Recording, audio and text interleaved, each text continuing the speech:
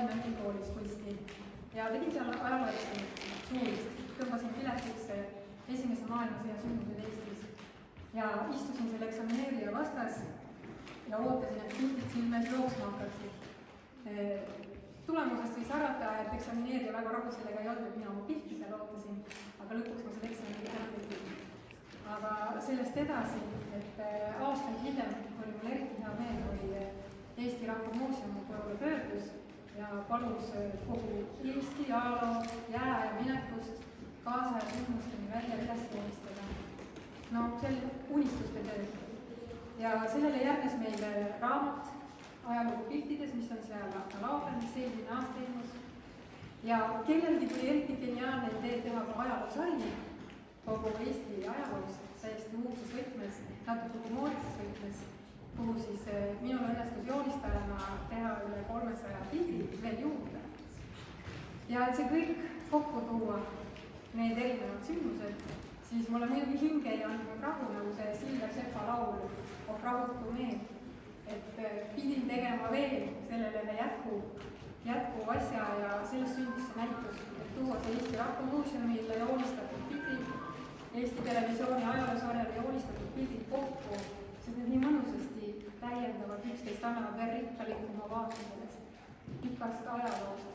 Nii et siin teie silme ees ongi, siis sealt hakkab jää ja minekuga, suurte piltide peal, kronoloogiliselt jõuab kaasaega välja siis kogu Eesti ajalugu, nii et ma sain selle pildi, mis mul silme ees pidi jooksma ka siia sentele tuua, mille elamine on hästi hea meel. Ja minu arust hästi äge, et see on nagu, see võtab natukene silmest kirjus, et seda on nii palju siin, aga see ju peabki võtma, sest seda on siin peaaegu 12 000 aastat.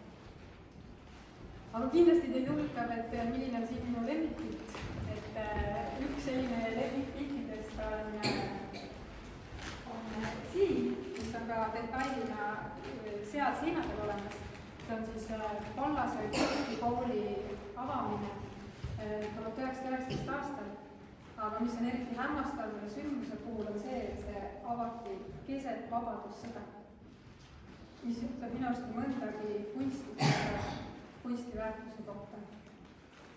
Ja üks teine mu lemmikpildidest, neid on muidugi rohkem, on siis esimese maailmasõja eel sõjaks valmistumine, mis pildina on seal seina peal olemas, aga siin olemas.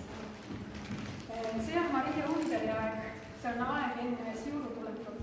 Maria Unter on üks minu viimase suur lemmik ja selle näituse pealkiri Aeg valla on inspireeritud tema luulekogust Verivalla, millele kirjutas peale vabadussõda esimest maailmasõda.